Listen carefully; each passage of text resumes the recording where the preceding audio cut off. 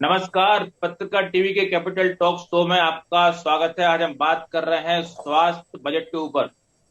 स्वास्थ्य के जो कर्ता धर्ता होते हैं वो डॉक्टर होते हैं, और डॉक्टरों को धरती का भगवान कहा जाता है। लेकिन विडंबना यह है कि हमारे यहाँ स्वास्थ्य का बजट सबसे अधिक उपेक्षा का शिकार रहा है। यानी जो जो भगवान के लिए बजट होना चाहिए वो सबसे सबसे अधिक उपेक्षा का शिकार रहा है। और ये पहली बार है। कोविड 19 महामारी ने हमें सबक सिखाया है कि अगर स्वास्थ्य नहीं, जिसको एक पुरानी कहावत भी है कि अगर स्वास्थ्य नहीं है, सेहत अच्छी नहीं है, तो सारी सुख बेकार है। ये पहली बार हमें इस बात का एहसास हुआ है। और मोदी सरकार का जो 2021 का बजट आया है, उसमें ये दावा किया जा रहा है, क्योंकि इसमें काफी विवाद है। दावा किया जा रहा है कि स्वास्थ्य का बजट 137% बढ़ाया गया है। कहीं फिगर 137 है, कहीं 135 है। लेकिन ऐसा भी दावा है कि पिछली बार से भी कम बजट है। हम इसी पर चर्चा करने जा रहे हैं कि आखिर स्वास्थ्य के बजट में क्या हुआ है, क्या हमने हासिल किया है। और इसके बाद राजस्थान का बजट आने वाला है, तो राजस्थान के बजट में अब हमें क्या अपेक्षाएं हैं। हमारे साथ राजस्थान के स्वास्थ्य क्षेत्र के 3 दिग्गज जुड़ रहे हैं। मैं आपका परिचय कराता हूं। डॉक्टर एस अग्रवाल हमारे साथ हैं, जो कि राजस्थान हॉस्पिटल के चेयरमैन है, और आईएमए 2016 में आप के प्रेसिडेंट रह चुके हैं। हमारे साथ हैं सचिन झवर जी, जो कि नमस्कार सर। हॉस्पिटल के निदेशक हैं, और एसएमएस हॉस्पिटल से पढ़े हुए हैं, और काफी नामी ग्रामी इनका एक हस्ताक्षर है राजस्थान में स्वास्थ्य के क्षेत्र में। हमारे साथ हैं Namit Soni ji. Namit Soni ji Soni group of hospital के निदेशक हैं, और उसके सीईओ भी हैं, और इस पैनल के सबसे यंग, और जिनके सामने कहा जाए कि सबसे अधिक भविष्य बचा हुआ है, तो सबसे अधिक स्टेक शायद इन्हीं का है। नमस्ते। अ, तो सर, आप सभी लोगों का बहुत बहुत स्वागत है। सबसे पहले डॉक्टर अग्रवाल, सबसे अधिक अनुभव और सबसे अधिक आपका फील्ड रहा है जन स्वास्थ्य की दिशा में। तो थोड़ा संक्षेप में समझाएं सर कि जो जो बजट आया है मोदी सरकार का, उसको हम किस तरह से पढ़ें, क्योंकि काफी कुछ उसमें विरोधाभासी खबरें आ रही हैं। बिल्कुल। खबरें आना वो सबसे ज़्यादा इम्पोर्टेंट होता है, क्योंकि खबरें जब भी आ सकती हैं जब उसके अंदर कोई नयापन होगा। मैं ये कहूँगा कि पहली बार किसी सरकार ने स्वास्थ्य को ध्यान में रखकर बजट बनाया है, चिकित्सा को ध्यान में रखकर केवल बजट नहीं बनाया है।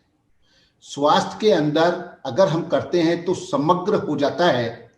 चिकित्सा उसका एक पार्ट होता है, लेकिन जिस प्रकार से हम पहला सुख निरोगी काया अपनी कब रह सकेगी, जबकि अपन को स्वच्छ जल, स्वच्छ जगह, स्वच्छ पर्यावरण, और हमको सभी प्रकार का पोषण वगैरह हमारा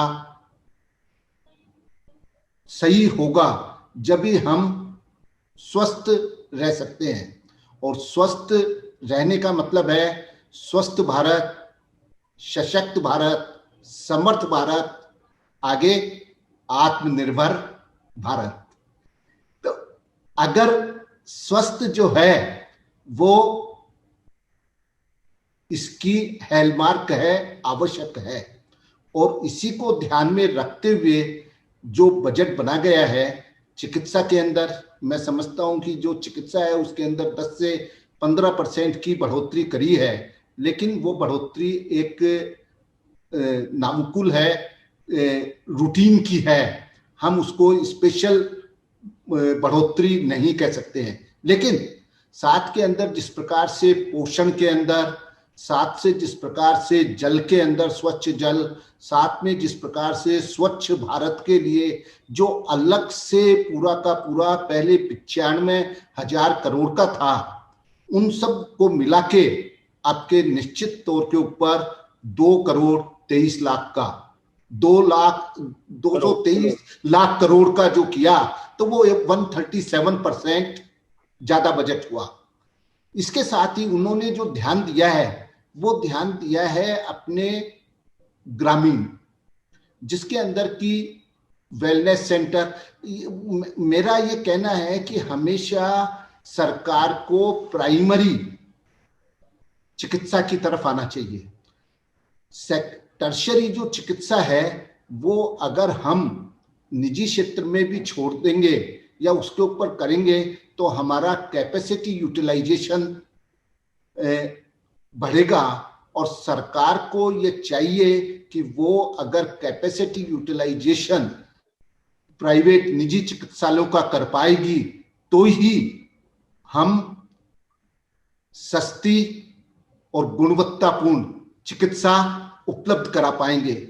केवल सरकारी साधन वाकिफ कंप्लीट नहीं है कि हम 130 करोड़ जनता को चिकित्सा उपलब्ध करा सके। 130 करोड़ जनता को अगर अपन को चिकित्सा उपलब्ध करानी है और वो भी गुणवत्ता पूर्वक और वो भी एट द अफोर्डेबल प्राइस, तो उसके लिए हमको निजी चिकित्सालयों की कैपेसिटी यूटिलाइजेशन को ध्यान में करना होगा। और अगर हम कैपेसिटी यूटिलाइजेशन कर पाएंगे तो निश्चित तौर के ऊपर हम हर व्यक्ति को चिकित्सा उपलब्ध करा पाएंगे। चिकित्सा की आवश्यकता आप ये देखेंगे कि ज्यादा कहाँ होती है। अपन को जो स्लम एरिया है, जो ओवर क्राउडेड एरिया है, उनके अंदर अपन ये हमेशा देखते हैं कि निश्चित तौर के ऊपर वहां पर बीमारियां ज्यादा फैलती हैं। तो बीमारियां ज्यादा फैलती हैं, स्वस्थ रहने के लिए हमको आवास योजना, हमको किस प्रकार से जो है सभी प्रकार के जो मूलभूत आवश्यकताएं हैं व्यक्ति के लिए, वो मूलभूत आवश्यकताओं को अगर अपन ध्यान में करेंगे तो ही हम वो कंप्लीट एक स्वास्थ्य का बजट हो पाएगा। और सरकार ने आपके इसकी तरफ ध्यान दिया है, लेकिन सरकार को या स्टेट गवर्नमेंट को मैं ये कहूंगा कि वह अगर निजी क्षेत्र के साथ मिलकर काम करेगी, क्योंकि आपको ये अच्छी तरह भलीभांति मालूम होगा कि जब देश आजाद हुआ था तो 98% चिकित्सा सरकार के द्वारा उपलब्ध कराई जाती थी, 98% और आज 70% चिकित्सा प्राइवेट सेक्टर से उपलब्ध होती है। ये क्यों हुआ विरोधाभास? क्यों कि इसलिए हुआ कि जो सरकारी जो गवर्नमेंट के जो इसके लिए जिस प्रकार के संसाधन थे वो संसाधन कंप्लीट नहीं थे या पूरे नहीं पड़ते थे, उसके कारण प्राइवेट सेक्टर, निजी सेक्टर इसके अंदर आया। हमको अच्छी तरह मालूम है कि 80 के आसपास जब हमने अपनी प्रैक्टिस चालू करी, प्राइवेट प्रैक्टिस, उस टाइम तक बहुत ही गिने चुने लोग बाग जो है प्राइवेट प्रैक्टिस के अंदर आते थे, अदरवाइज वो सब के सब जो है वो सरकारी क्षेत्र के अंदर ही चले जाते थे। आज सरकार को ये सोचना पड़ेगा कि हम जो सुविधाएं उपलब्ध करा पा रहे हैं वो सुविधाएं हम निजी क्षेत्र को साथ लिए बिना नहीं करवा सकते हैं। अभी तक भी सरकार का यह ओरिएंटेशन रहता है, ये मानसिकता रहती है कि निजी क्षेत्र इसके लिए परफेक्ट नहीं है और अपने संसाधन वो बढ़ाते नहीं है, जबकि सरकार को हमेशा ये चाहिए कि जो निजी क्षेत्र के संसाधन हैं उनकी उपयोगिता, खुद की कैपेसिटी को यानी कैपेसिटी यूटिलाइजेशन और खुद की कैपेसिटी एक्सपेंड बढ़ाए। जब तक ये दोनों काम साथ नहीं होंगे, जब तक हम जो यूनिवर्सल हेल्थ, सबको स्वास्थ्य, सबको चिकित्सा दिलाने का जो एक ध्येय है वो ध्येय अपना पूरा नहीं हो सकता है। और इसीलिए जो जिस प्रकार की जो आयुष्मान योजनाएं हैं या जो भी योजनाएं हैं उनको पूरी तरीके से सरकार को निजी क्षेत्र के साथ बैठकर उसकी एक मैं बताऊं कि व्यवहारिक रूप से उसको लगाएंगे तो वो आगे काम होगा। बिल्कुल, हमारे साथ डॉक्टर सचिन झवर जी हैं, डॉक्टर अग्रवाल ने बताया कि जब हम स्वतंत्र हुए थे तो 98% जो जन स्वास्थ्य था, स्वास्थ्य था वो मतलब चिकित्सा क्षेत्र वो सरकारी क्षेत्र के जिम्मे था। लेकिन अब 70% की भागीदारी हम देख रहे हैं कि प्राइवेट हाथ में पहुंच चुकी है। इवन कोविड के दौरान हमने देखा भी है कि कोविड के दौरान लोगों ने निजी अस्पतालों पर जब ज्यादा भरोसा किया, सरकारी अस्पतालों पर भरोसा कम किया। सरकारी अस्पताल को उन्होंने, इवन वीआईपी मूवमेंट भी हम देखें अगर कोविड के होने के बाद वो कहाँ गए, तो वो सरकारी अस्पताल की बजाय उन्होंने प्राइवेट जो चिकित्सा क्षेत्र हैं उनको उन्होंने प्राथमिकता दी। तो क्या इससे सबक मिलता है कि अब हमें जो जो उच्च उच्च चिकित्सा है वो हमें प्राइवेट को क्षेत्र में छोड़ के और पूरी तरह से सरकार को निजी क्षेत्र की तरफ फोकस करना चाहिए। लेकिन इसका विसंगति ये है कि जितने भी डॉक्टर आज हमें मिलेंगे, आप लोग सभी लोग सरकारी हॉस्पिटल से पढ़े हुए हैं, तो एक स्वतंत्र स्वतंत्र स्वतंत्र जी एक बार let us talk about budget rather than going to the सरकारी and other thing. So मैं देखो मैं बनिया हूं और बिजनेस की बात करता हूं. So I will, सर ने बहुत अच्छी बातें करी and I endorse everything and we all appreciate what any government does. मतलब भले मोदी गवर्नमेंट हो या पहले की सरकारें हो, सबने अच्छा करा और अपनी तरफ से बेस्ट करते हैं. मगर हम बिना ब्लेम के, it is fact finding and not fault finding. कुछ फैक्ट्स की बात कर रहे हैं, not faults in any. Okay, so outlay of 2021 was 67,000 crores. Outlay is of 21-22 is जो 2,23,000 करोड़ की बात है. तो हाँ ठीक है, जो आउटले जो था हेल्थ का जो बताया. बट दिस आउटले ऑफ 223, जैसा सर ने कहा, health, Ayush, drinking water, sanitation and Covid. So इन सब का एलोकेशन, हेल्थ के लिए पिछले साल जो एलोकेशन 67 का था, अगर हम कोविड को भी, जो कोविड में जो खर्चा हुआ है अगर उसको मिला लें तो हम ओवर बजट गए. 82,000 करोड़ रुपीस हमने कोविड में खर्च करे.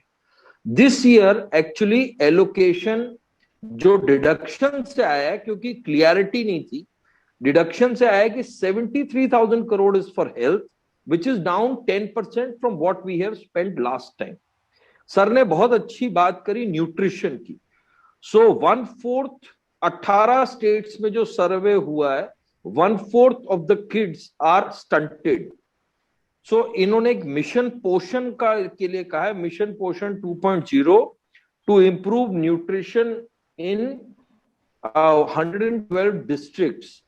अब इसमें जो एलोकेशन दिया है वो 20,000 करोड़ रुपए का है, जबकि मैं 2018-19 का जो न्यूट्रिशन का बजट था वो 23,000 करोड़ रुपए का था. तो न्यूट्रिशन का बजट 3,000 करोड़ रुपए, 30,000, 23 से 20 हो गया.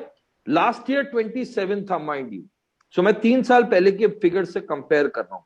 मिड डे मील जो हमारे न्यूट्रिशन का बहुत इंपॉर्टेंट पार्ट है, 11,000 करोड़ का बजट था, इस बार सिर्फ 500 करोड़ रुपए बढ़े हैं, 11,500 करोड़ रुपए बढ़े. तो अल्टीमेटली आप ये पूछ सकते हैं कि भाई साहब ये बाकी के 100-150 करोड़ रुपए गए कहां? 35,000 करोड़ रुपए कोविड-19 वैक्सीनेशन के लिए है. ठीक है, 35,000 करोड़ रुपए. इसके अंदर एक भी पैसे का प्रोविजन, इसको लगाएगा कौन और कहां, उसका नहीं है.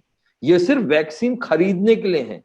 और हमने शुरुआती दौर में देखा है कि खाली वैक्सीन नहीं, इसमें एक प्रॉपर सिस्टम चाहिए, नहीं तो बहुत सारा वैक्सीन वेस्ट हो रहा है.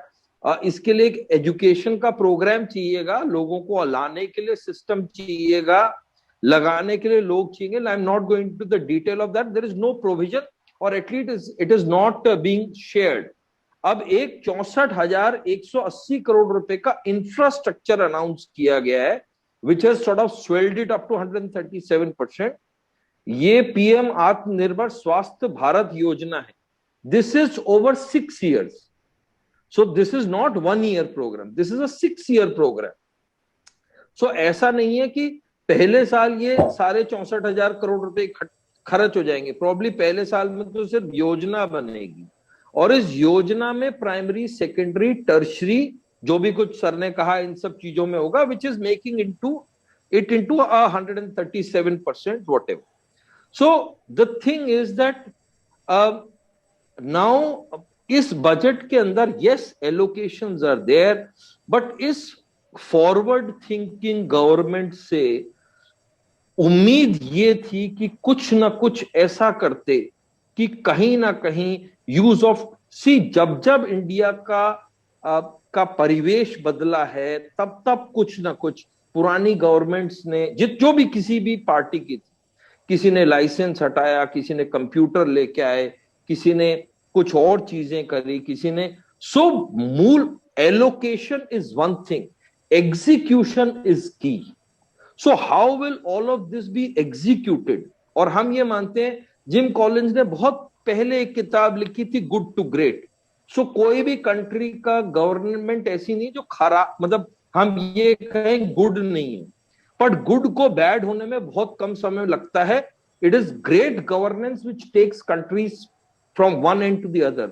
ग्रेट गवर्नेंस में लीडर्स बहुत अच्छे चाहिए, पर इंपॉर्टेंट ये है कि वो लीडर्स जो हैं मॉडर्न टेक्नोलॉजी को कहीं ना कहीं अपनाएं। वो भले ही घोड़े से और स्टीम इंजन था या रिटर्न फॉर्मेट से पेपरलेस था। यस, इस बजट में जो 3 बड़ी अच्छी बातें करी गई, पेपरलेस फॉर्मेट था, हम पेपरलेस हॉस्पिटल्स की केयर की बात करें, फ्यूचर में डेटा की बात करें, न्यूमोकोकल वैक्सीन लगाए जाने की बात हो रही है क्योंकि इससे करीबन 50,000 लाइफ बचेंगी, क्रिटिकल केयर यूनिट्स की बात हो रही है। मगर अगर आप देखें तो कहीं भी जो मेन प्रॉब्लम है हेल्थ केयर में, ऐसा नहीं कि दुनिया में देश में हॉस्पिटल्स की कमी है, main problem health care delivery की कमी है, डॉक्टर्स की कमी है, ट्रेन्ड नर्सेस की कमी है, नई रिसर्च की कमी है। हमारे यहाँ जो हमें उम्मीद थी कि 18 से 12% जो फार्मा में जो प्रोडक्ट्स इंपोर्ट होते हैं उस पर जीएसटी कम होगा, वो कम नहीं हुआ। हमारे यहाँ ये था कि इंपोर्ट ड्यूटी इक्विपमेंट में कम होगी जिससे हेल्थ केयर डिलीवरी बेहतर हो, वो कम नहीं हुआ। ये तो डेफिनेट था, गिवन था कि आज आप और मैं जो इंश्योरेंस प्रीमियम देते हैं इसको तो कम से कम इनकम टैक्स से एग्जेम्प्ट कर देते कंप्लीटली, वो भी नहीं हुआ। These were very sitting common sense kind of thing, people were there कि यार ये तो करना ही करना चाहिए था गवर्नमेंट। एक चीज जो बेहतर हुई है ये था कि कोविड सेस की बड़ी बातें थी बजट से पहले कि कोविड सेस करेंगे, मगर उन्होंने कोविड सेस नहीं लगाया।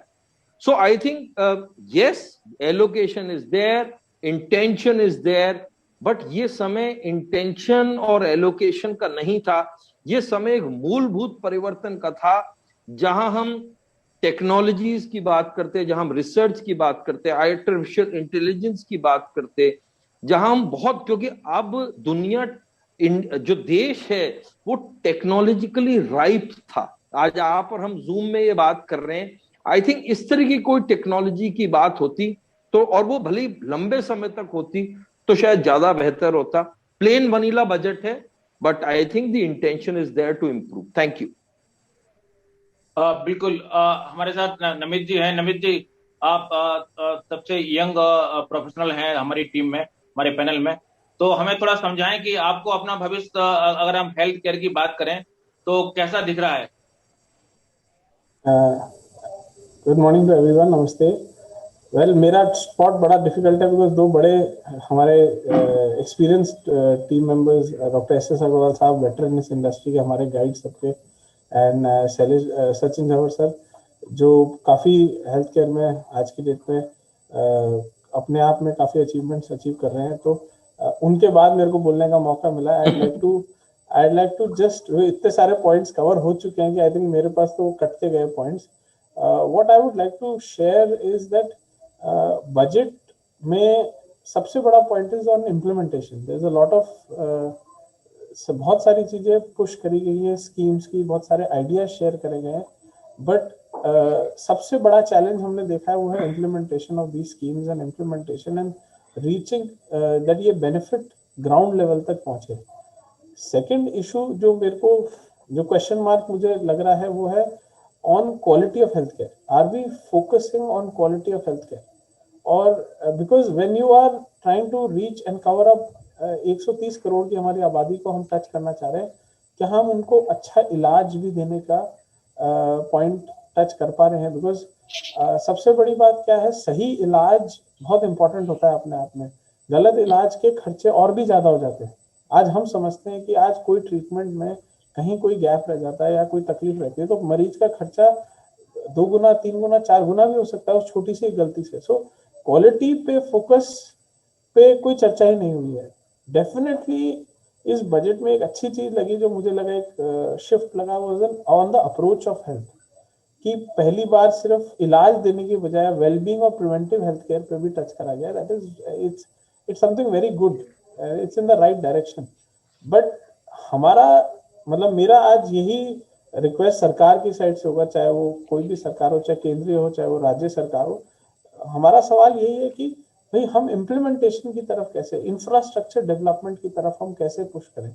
क्योंकि आज चाहे प्राथमिक स्वास्थ्य केंद्र हो, चाहे सामुदायिक स्वास्थ्य केंद्र हो, चाहे अपने हॉस्पिटल्स हो, चाहे मेडिकल कॉलेजेस हो, there is a very big need for these centers to reach the complete all the parts of the country। और अभी भी लोगों को 300-400 किलोमीटर तक चल के आना पड़ता है एक अच्छे इलाज के लिए। So that is where a major change is required, and that part, on that part budget थोड़ा सा शांत है उस पार्ट पे। बजट में चीजें अनाउंस करी हैं on ideas on how to tackle the problems, but वो लास्ट माइल तक कैसे पहुंचेगा वो क्लैरिटी नहीं दे पाए हैं अभी तक। एंड यही चीज हम लास्ट 2-3 कुछ सालों से देख रहे हैं कि एंड पेशेंट तक वो बेनिफिट्स पहुंचे, वो एक हमारी वो है, नीड है, और हमारे लिए बहुत इंपॉर्टेंट है हमारे फ्यूचर के लिए, क्योंकि हमारी जनरेशन बहुत यंग है। We are our average age is very young compare to the world. And अगर आप इसी बजट को कंपेयर करेंगे वेस्टर्न वर्ल्ड से, ठीक है हम उनके बराबरी में नहीं आ सकते, बट हम उनके बजट 6-7-8% ऑफ जीडीपी में जाते हैं, हम आज भी 2% के नीचे चल रहे हैं। तो हमें कुछ रेडिकल हेल्थ पे सोचना चाहिए। और लास्ट ईयर 2020 ने हमें एक ही चीज सिखाई कि हेल्थ और स्वास्थ्य कितना इंपॉर्टेंट है आपकी फैमिली के लिए, आपके सेल्फ के लिए, और इस देश के लिए। एक अच्छा स्वास्थ्य नागरिक कितना जरूरी है हमारी देश की उन्नति के लिए, ये हमने लास्ट ईयर देख लिया, इनफैक्ट पूरी दुनिया ने देख लिया। तो हमें बहुत बहुत एफर्ट हेल्थ में डालना चाहिए और उसमें सोचना चाहिए। यही मेरा आग्रह है आपकी चैनल और आपके थ्रू मीडियम। बिल्कुल बिल्कुल हमारे साथ बिल्कुल डॉक्टर अग्रवाल हैं। डॉक्टर अग्रवाल, हम ब्रेक पे जाने के लिए मुश्किल से 2-3 मिनट बचे हैं, तो मैं सबसे पहले तो ये जानना चाहूंगा कि आपने इस बात का बार बार मुद्दा उठ रहा है कि क्वालिटी ऑफ हेल्थ अभी भी बहुत बड़ा इशू है। मतलब अच्छी बात यह है कि हेल्थ पे हम बात कर रहे हैं, स्वास्थ्य हमारी एजेंडे में है, प्राथमिकता में है, लेकिन अभी भी जो है ना क्वालिटी ऑफ हेल्थ एजेंडे में नहीं आया है। तो क्या आपको लगता है कि हमें पीपीपी मोड की बार बार बात की जाती है, तो क्या हमें उस तरफ बढ़ना होगा तेजी से? क्योंकि हमने देखा है कि जो सार्वजनिक स्वास्थ्य की सेवाएं हैं वो उसमें क्वालिटी हेल्थ देने में असफल हो रही हैं। बिल्कुल आप सही कह रहे हैं कि क्वालिटी ऑफ हेल्थ, इसकी तरफ सरकार का, किसी भी सरकार का ध्यान नहीं है। ध्यान केवल उसका यह है कि किस तरीके से मैं ज़्यादा से ज़्यादा पॉपुलेशन को कवर करूं। लेकिन पॉपुलेशन को कवर करना ये बिल्कुल अपनी जगह एक है, लेकिन साथ के अंदर क्वालिटी ऑफ हेल्थ, किस तरीके से जितने भी चिकित्सक संस्थान हैं उनके अंदर हम अपग्रेडेशन करते हैं, वो एक क्रेडिट होना चाहती हैं, उसके अंदर हम किस प्रकार से हैजल्स को रोकें, जिसके कारण जो व्यक्ति वहां पर काम कर रहे हैं वो अपना काम सुगमता से बिना डर भय के कर सके। आज चिकित्सा संस्थानों के अंदर, सभी के अंदर जिस प्रकार का भय व्याप्त है, उसके कारण वो अपना 100% डिलीवर नहीं। मैं रोकना चाहूंगा, कौन सा भय, किस भय की बात कर रहे हैं आप? भय कई तरीके के हैं। पहला भय तो है गुंडागर्दी का। आज जिस प्रकार से असामाजिक तत्व, अराजक तत्व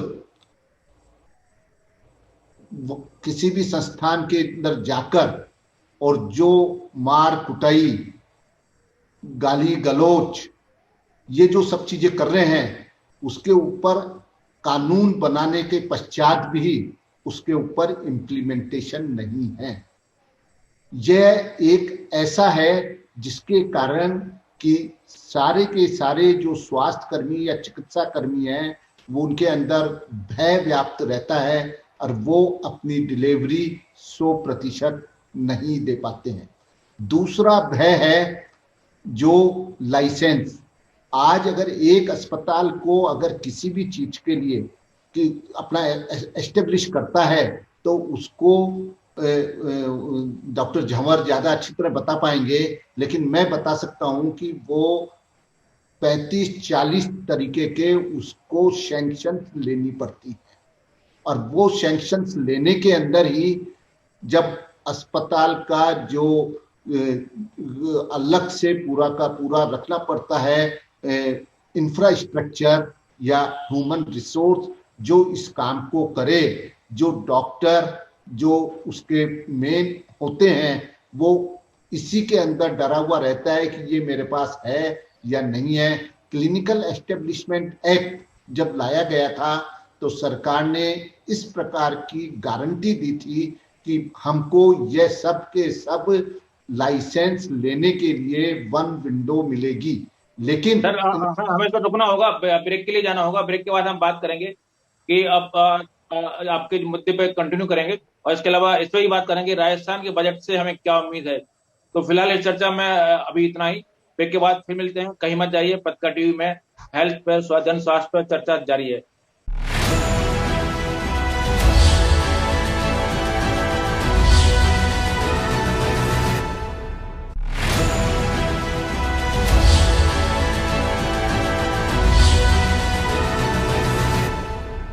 नमस्कार, ब्रेक के बाद आपका स्वागत। हमने बात की है कि मोदी सरकार का बजट कैसा रहा, तो हमने ये देखा है कि स्वास्थ्य बजट को एक हेडलाइन मिली है, लेकिन अभी उसको इम्पोर्टेंस मिलना बाकी है, जो उसको जो कि स्वास्थ्य बजट का एक अपेक्षित ध्यान मिलना जरूरी है, प्राथमिकता मिलना जरूरी है, उस तरह से कि जो ना उसमें क्वालिटी हेल्थ हमारी प्राथमिकता में आए।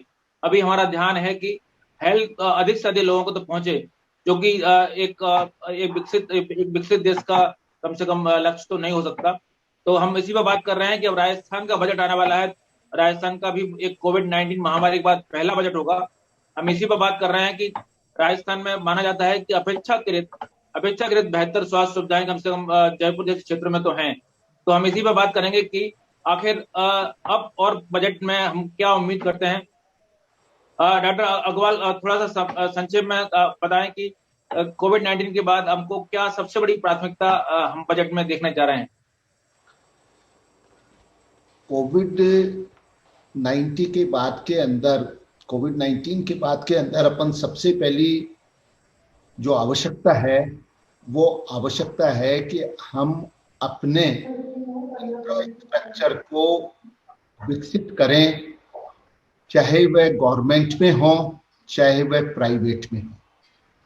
दोनों के अंदर जब तक हम अपने इंफ्रास्ट्रक्चर को स्ट्रेंथन नहीं देंगे, स्किल डेवलपमेंट नहीं करेंगे, स्किल डेवलपमेंट पैरामेडिकल्स की बहुत ज्यादा आवश्यकता है।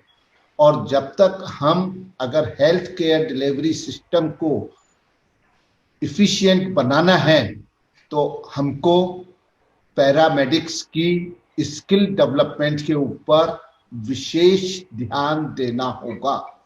और वह विशेष ध्यान हम जब ही दे सकते हैं जबकि जो भी अभी तक संस्थाएं हैं उनके अंदर जो असेट्स की आवश्यकता है, चाहे वह कोई भी असेट इक्विपमेंट का लो, जिसके अंदर की एक बहुत स्पष्ट है प्लांट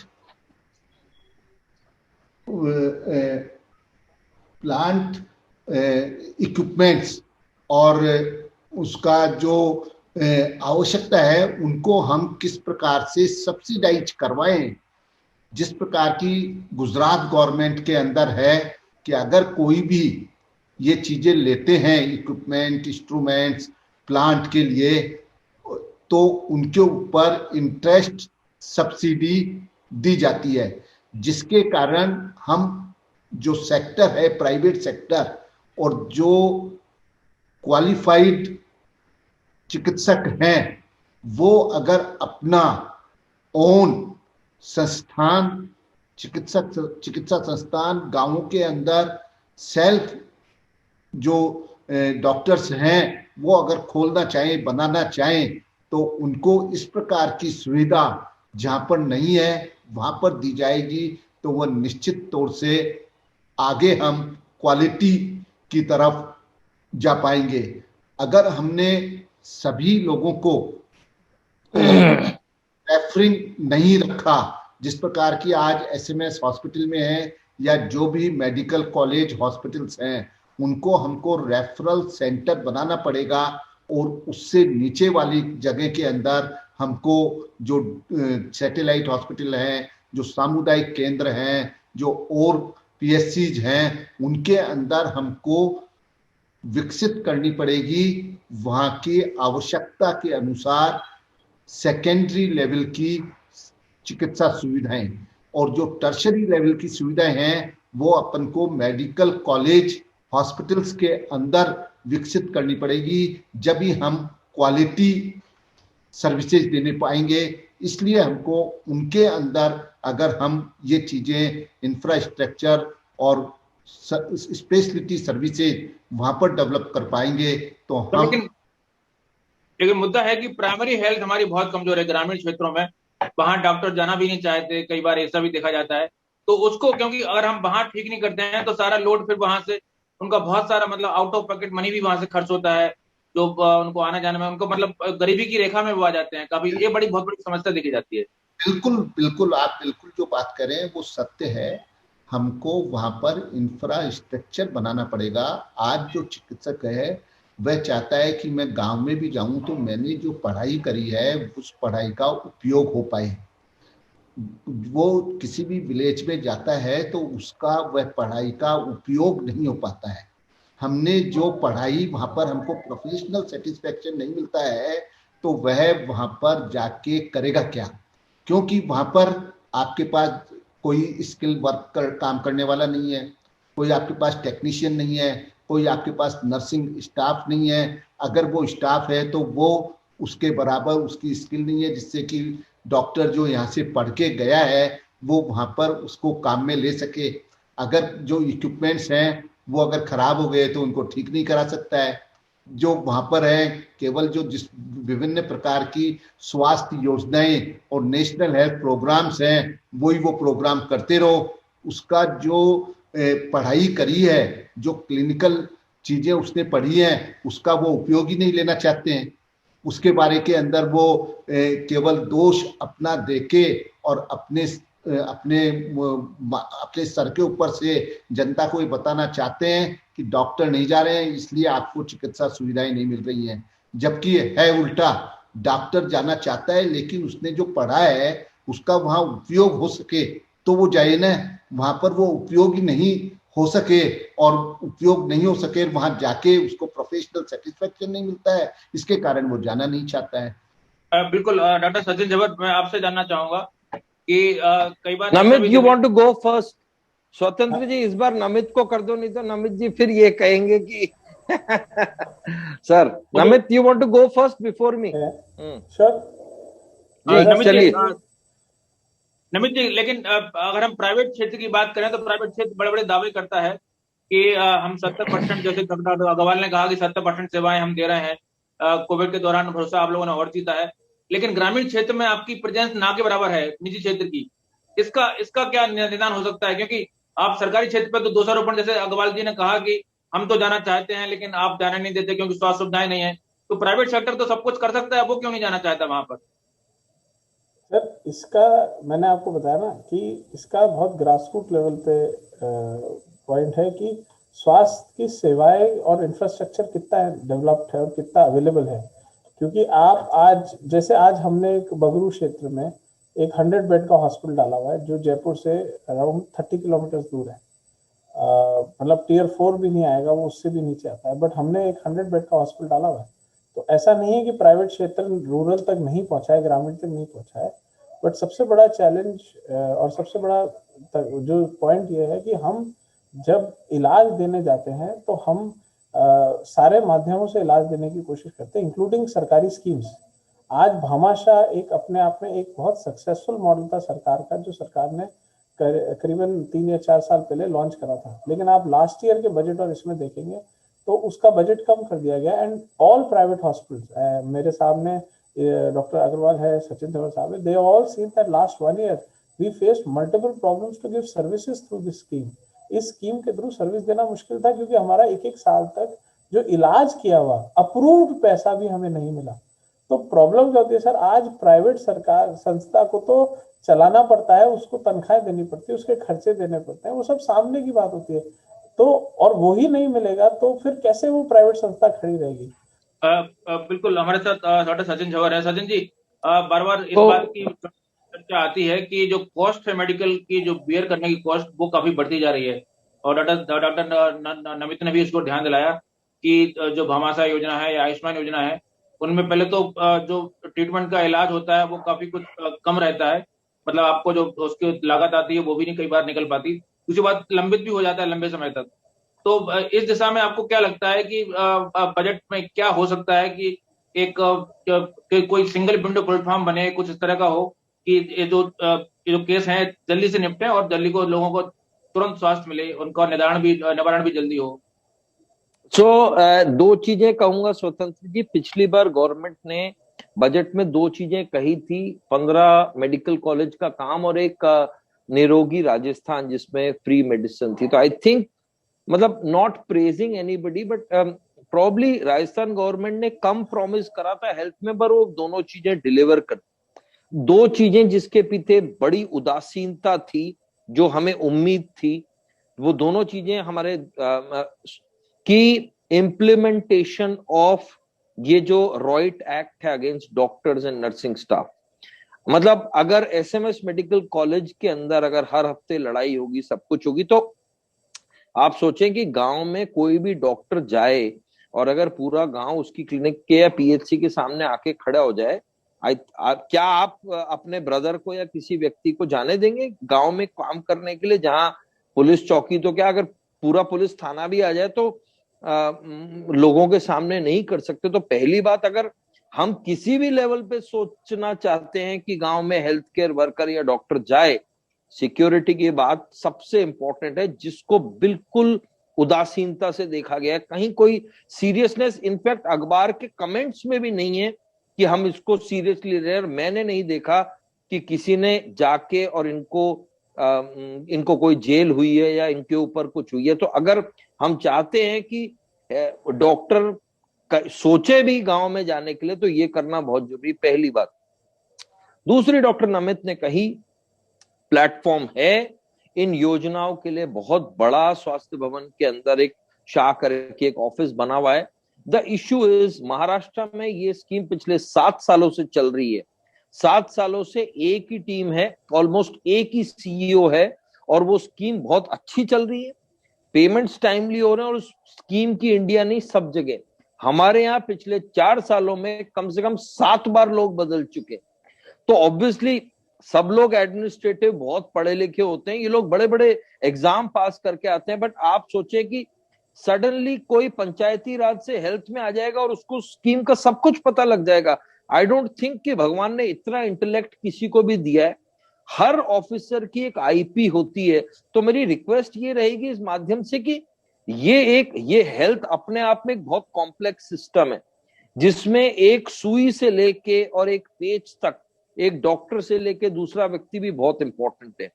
तो इस इतने कॉम्प्लेक्स मैकेनिज्म के लिए जो टीम है उसको बार बार चेंज नहीं करें, ये बिल्कुल सुइसाइडल है इस स्कीम के लिए। बिल्कुल डॉक्टर अग्रवाल, बार बार बात उभर के आ रही है कि डॉक्टरों में एक भय है, लेकिन भय सर उस मरीज को भी होता है। मैं एज ए मरीज बात करूं तो उस मरीज को भी होता है कि वो जब जाता है तो वो अपने आप को पूरी तरह सौंप देता है डॉक्टरों को। तो क्या डॉक्टरों के लिए भी कुछ कोड नहीं होना चाहिए? क्योंकि कम से कम स्वास्थ्य सुविधाएं तो ऐसी, मतलब सरकारी अस्पताल में आप जाएं तो इतना उदासीनता भरा आचरण आपको मिलता है डॉक्टरों का कई बार कि आपको लगता है कि आप गलती कर दी, आपने यहाँ के किसी प्राइवेट हॉस्पिटल में गए होते तो पैसा जरूर खर्च होता, लेकिन आपको कम से कम देखभाल करने वाले डॉक्टर तो मिलते। तो वहां भी उदासीनता मरीज को मिलती है, इसलिए उसको गुस्सा आती है कि मेरे इतना उदासीन है, इसलिए मेरा शायद मेरी मेरी उपेक्षा हुई है। ऐसा है कि अपेक्षा होती है, अपन को उस टाइम ये देखना चाहिए कि डॉक्टर ने ये चीज इंटेंशनली करी है या ये एक सीक्वेल है। मैं आपको मेरा मतलब है कि मैं, उसकी भी कोई फिक्स गाइडलाइन होना चाहिए, बिल्कुल बिल्कुल पूरे के क्योंकि हम पूरे बजट पे बात कर रहे हैं। नहीं, मेडिकल एथिक्स के कोड बने हुए हैं, हर एक को उनका पालन करना अनिवार्य है। उसके लिए डिफरेंट डिफरेंट फोरम्स हैं। मैं खुद एथिक कमेटी के अंदर मेडिकल काउंसिल ऑफ इंडिया के अंदर 3 साल रहा हूँ। मैं 50-50 केस जो है ना वो डॉक्टरों के खिलाफ के आते हैं, उनके अंदर फैसले भी सुनाए हैं और सुनाई भी करी है। लेकिन किसी भी चीज के फोरम के ऊपर अपन को ले जाना और उदासीनता होने पे अपन वहां की वहीं उस मामले को स्वयं ही जज हैं और स्वयं ही सजा दे रहे हैं, ये कहाँ की न्याय हो गया। आपने जो बातचीत कही मैं इससे इनकार नहीं कर सकता कि ये एरर ऑफ जजमेंट आज मैं देख रहा हूं, मेरा एरर ऑफ जजमेंट हो सकता है, लेकिन मेरा इंटेंशन नहीं हो सकता है कि आपको मैं मार दूं या आपको मैं नुकसान पहुंचाऊं। ये यानी इन दोनों के अंदर जो डिफरेंस है वो अपन को समझाना पड़ेगा और जो लॉ एंड ऑर्डर एडमिनिस्ट्रेशन में है उनको समझना होगा। अगर यह नहीं समझेंगे तो मैं आपको बता रहा हूं कि चिकित्सा सुविधाएं और महंगी होती हुई चली जाएंगी। इसको कोई किसी प्रकार भी रोक नहीं सकता है। मैं काम करता हुआ डरूंगा। आज हर व्यक्ति की एनाटॉमी और फिजियोलॉजी अलग होती है। वो किस तरीके से, किस प्रकार दवा से या जो उसके ऊपर प्रोसीजर किया उस पर रिएक्ट करे, नोबडी नोस। केवल एक रेंज है जो बुक्स में लिखी हुई है, उस रेंज के अंदर आते हैं। उस रेंज के अंदर सभी तरीके के कॉम्प्लिकेशंस भी और निदान भी लिखे हुए होते हैं। स्वतंत्र जी जी सर। इसलिए तो जी सर, सॉरी आप कंप्लीट करें सर। नहीं, मैं तो केवल ये बहुत आवश्यक है कि हम इस प्रकार के ध्यान में रखना होगा और प्राइवेट इन्वेस्टमेंट इन मेडिकल इंस्टीट्यूशन ये अपन को एक इंडस्ट्री की तरह लेना होगा। उनको उसी प्रकार की सुविधाएं देनी पड़ेंगी तो निश्चित तौर के ऊपर हमारा जो एक्सपेंशन, कैपेसिटी यूटिलाइजेशन और लोगों को बेहतर स्वास्थ्य सुविधाएं मिल पाएंगी और हेल्थ केयर डिलीवरी सिस्टम भी सुदृढ़ बन पाएगा। अगर ये नहीं कर पाएंगे तो मैं निश्चित तौर के ऊपर कह सकता हूं कि स्वास्थ्य सेवाएं महंगी होंगी, आम आदमी के रीच से बाहर होंगी। और जिस प्रकार से इन्होंने आयुष्मान या जो यहाँ पर महात्मा गांधी जो योजना बनाई है उसके कारण इन्होंने जो क्वालिटी ऑफ हेल्थ केयर है उसको कम किया है उस पैकेजेज के कारण कि आपको केवल देना है। उनके अंदर किसी भी प्रकार से क्वालिटी हेल्थ केयर नहीं है, केवल आपको हेल्थ केयर देनी है या आपको चिकित्सा देनी है, ये पूरा का उसके अंदर है। बिल्कुल डॉक्टर अग्रवाल ने डॉक्टर सचिन बड़ी महत्वपूर्ण बात कही है कि हम जो है अपना दायरा बढ़ाने के चक्कर में और हेल्थ केयर में कवरेज बढ़ाने के चक्कर में क्वालिटी हेल्थ केयर से फोकस लगातार कम करते जा रहे हैं। और उस कारण से अस्पतालों में भीड़ बढ़ती है, और भीड़ बढ़ती है तो फिर जो है दोनों दोनों लोग परेशान होते हैं, चाहे वो मरीज हों या डॉक्टर हों, क्योंकि दोनों एक दूसरे को इतनी बड़ी मात्रा में इकट्ठा नहीं कर पाते हैं।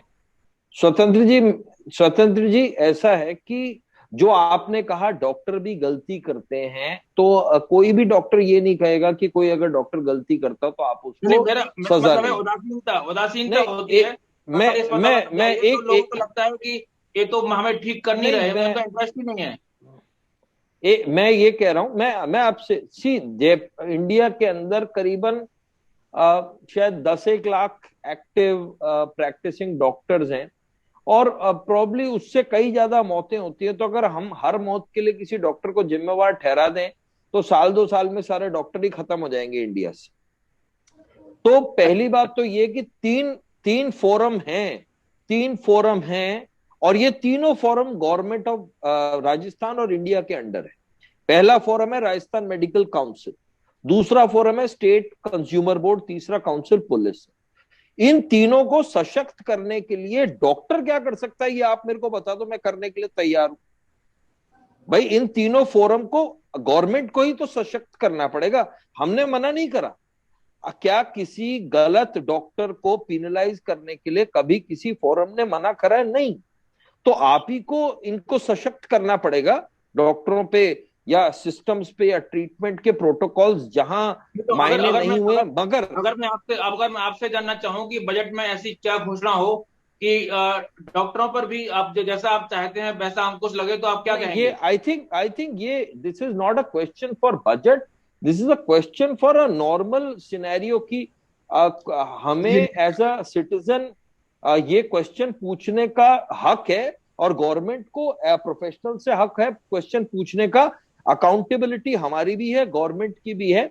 जहां तक बजट का सवाल है, बजट के अंदर जो इंपॉर्टेंट इशू है वो, जैसा सर ने कहा कि बजट के अंदर पहली बात आप देखें, जो सीटी स्कैन एमआरआई प्राइवेटली चल रहे हैं वो बहुत अच्छे चल रहे हैं।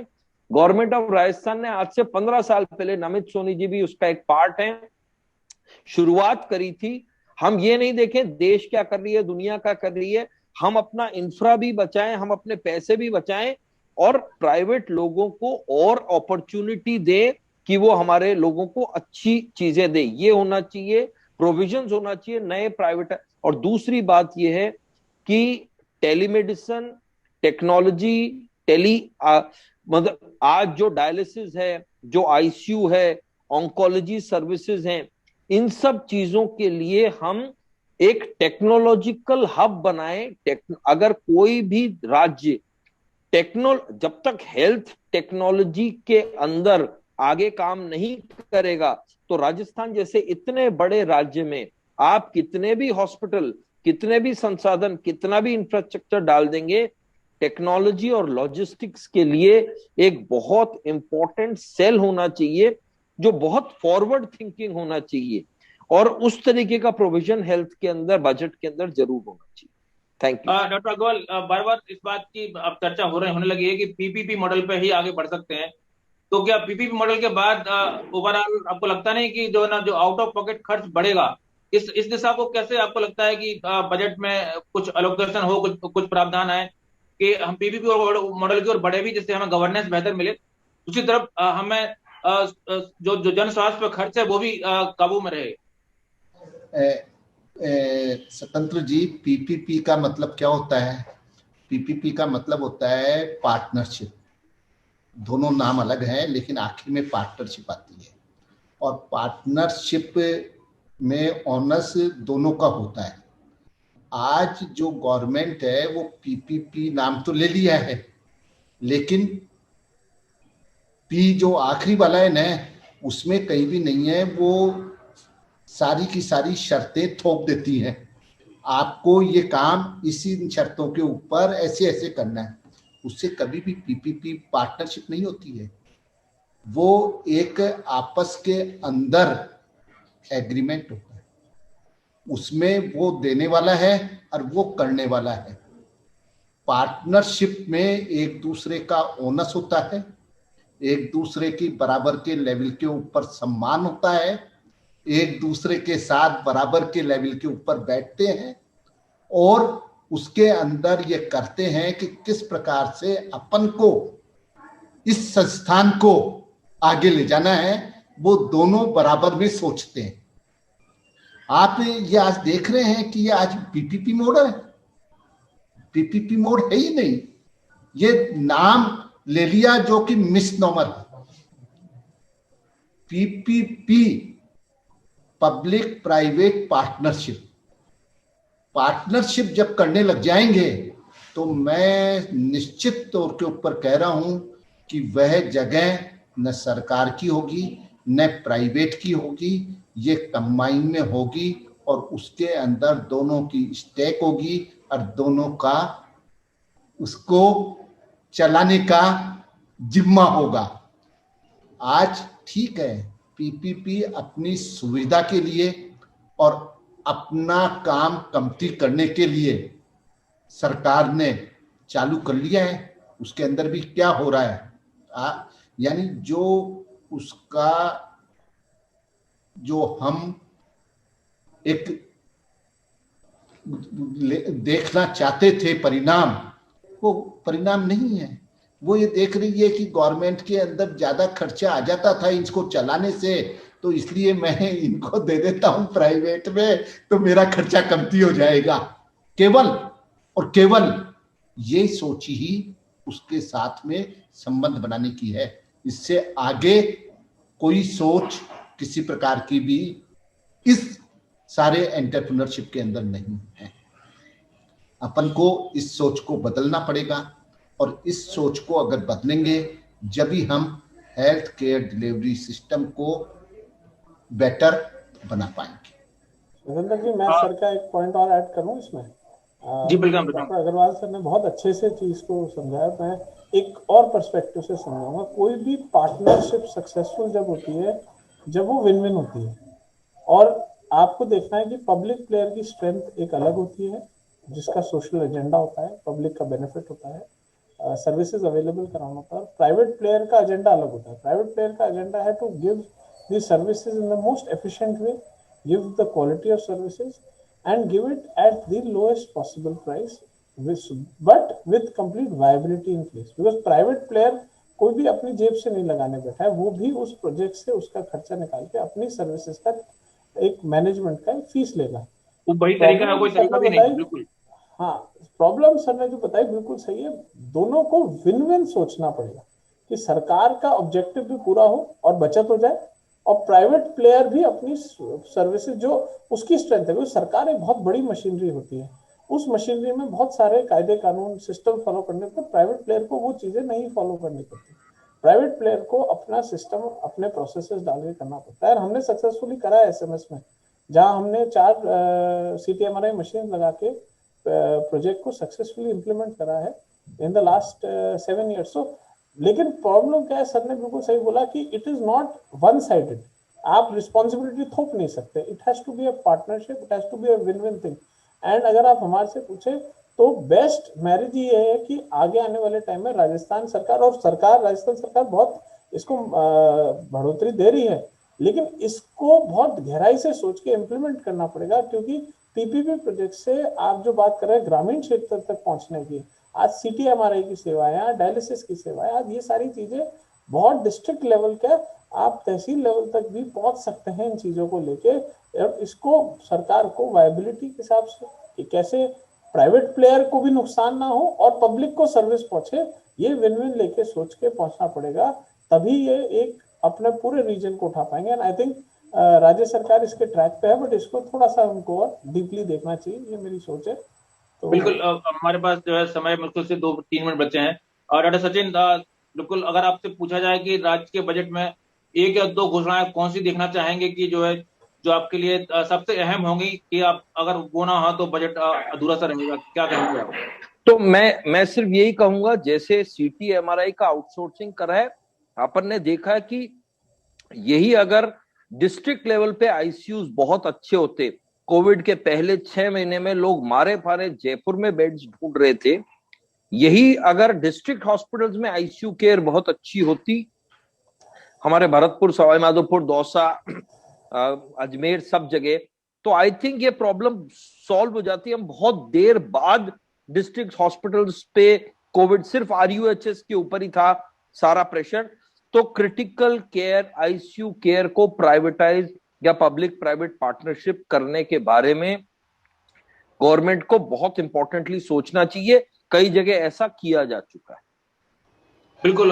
जो आपने, जो आप लोग जो बार बार झगड़े की बात कर रहे हैं कि आम आदमी और डॉक्टरों को झगड़ा होता है, उसका एक बहुत बड़ा कारण ये भी होता है कि स्वास्थ्य सुविधाएं नहीं मिल पाती हैं, जो कि आपको, जो आदमी चाहता है कि उसको मिले, तो उसे लगता है कि उसे दी नहीं जा रही है, लेकिन दी नहीं जा रही, तो झगड़े का कारण बनता है।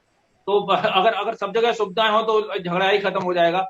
डॉक्टर नमित, आपका क्या कहना है कि क्या देखना चाहेंगे बजट में? आप एक चीज देखना चाहें तो क्या है आपकी अपेक्षा? मेरा एक कहना है कि आज की डेट में स्वास्थ्य और हेल्थ बहुत इंपॉर्टेंट हो गई और वो हर नागरिक तक पहुंचनी चाहिए। तो मैं अगेन एम्फसाइज करूंगा कि जो हेल्थ इंश्योरेंस स्कीम है, जो आयुष्मान है और जो आयुष्मान भारत का इम्प्लीमेंटेशन है, वो स्कीम पे पूरा जोर देना चाहिए, उसको राइट अलोकेशन ऑफ बजट देना चाहिए और उस स्कीम को हमें सक्सेसफुल बनाना चाहिए। आप एक साल में देखेंगे कि कितने जनता का, कितने लोगों का भला कर सकती है सरकार। तो मेरा तो रिक्वेस्ट है कि इस स्कीम को बहुत ढंग से फोकस करा जाए और इस पे अच्छे से बजट अलोकेट करा जाए। बिल्कुल। एक अगर इसका क्रियान्वयन हो, अच्छे से हो, तो निश्चित रूप से एक काफी कुछ इसका जन स्वास्थ्य पे असर पड़ेगा। डॉक्टर अग्रवाल, आपका सबसे अधिक अनुभव आपका ही है जन स्वास्थ्य को लेकर भी, प्रशासन को भी लेकर भी, और आप निजी क्षेत्र में भी आप हैं। आप क्या कहेंगे कि क्या एक अपेक्षा है आपकी? मेरी अपेक्षा केवल एक ही है, और वो है कि ये हेल्थ केयर स्किल के अंदर सरकार को इस बजट के अंदर हम किस प्रकार से स्किल डेवलपमेंट हेल्थ सेक्टर में करें, और दूसरा हेल्थ केयर इंडस्ट्री को हम किस प्रकार से सब्सिडाइज करें, जिससे कि वह आम आदमी के, यानी जो एंटरप्रेन्योर है, उसकी पहुंच के अंदर हो सके, तो ही हम सबको स्वास्थ्य दे पाएंगे। दो चीजें हैं, स्किल डेवलपमेंट और हेल्थ केयर इंडस्ट्री को बढ़ावा। चलिए सर, इस चर्चा में आप सभी लोगों का भाग लेने के बहुत बहुत धन्यवाद, आपने समय दिया। तो उम्मीद है कि आप लोगों की जो रिकमेंडेशन है, आप लोगों की अनुशंसाएं हैं, वो सरकार तक पहुंचेंगी। और निश्चित रूप से अगर हेल्थ केयर ठीक होता है तो पूरा देश आगे प्रगति की ओर बढ़ेगा। आप सब लोग इस चर्चा में भाग लिया, इसके लिए बहुत बहुत धन्यवाद। नमस्कार। थैंक यू सदन जी।